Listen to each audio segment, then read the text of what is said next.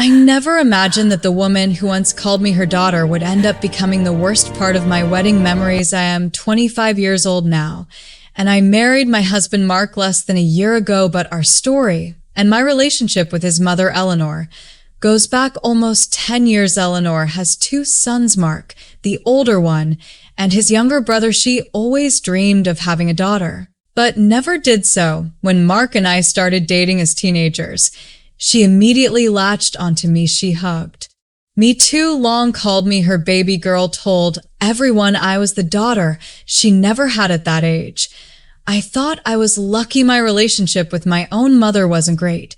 So Eleanor felt like a blessing. I trusted her. I looked up to her. Looking back now, I realized she didn't want a daughter. She wanted ownership. Last year, Mark decided he was ready to propose. He planned everything carefully, a meaningful date, a surprise that would genuinely shock me. That surprise mattered deeply to him. About 2 months before the proposal, we were sitting in his parents' living room, just talking, laughing. I jokingly started guessing proposal dates one by one, listing them out dramatically. When I finally said the real date, Eleanor nearly jumped out of her chair. Her eyes went wide. She stared straight at Mark, and in that second, my heart sank. I didn't say anything. I pretended not to notice, but I knew she ruined the surprise on the proposal day. I tried to forget I tried to enjoy the moment for Mark's sake, but Eleanor wouldn't let meth.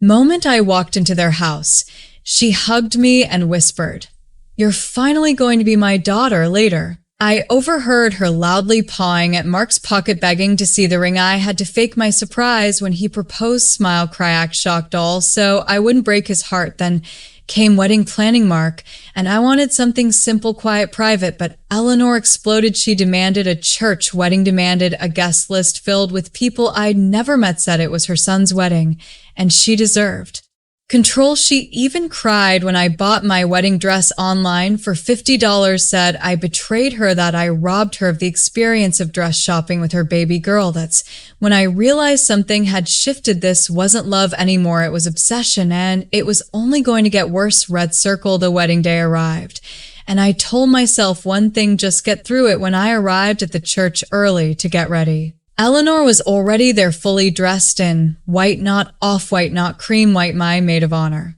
Joked about spilling wine on her, but I chose peace. I shouldn't have. During photos, Eleanor made herself the center of everything. She blocked the photographer, shoved her phone in front of our faces, yelled for us to look at her camera if we didn't.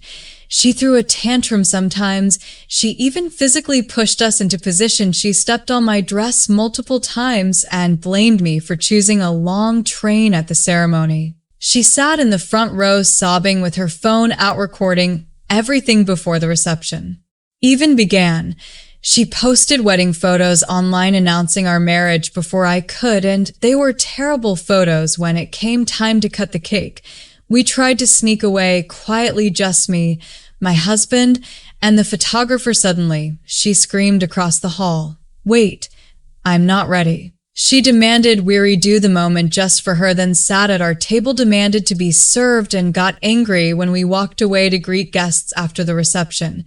We went back to my in-laws' house for a barbecue. She drank until she was completely wasted, crying, flirting with guests, throwing up, still wearing white that night.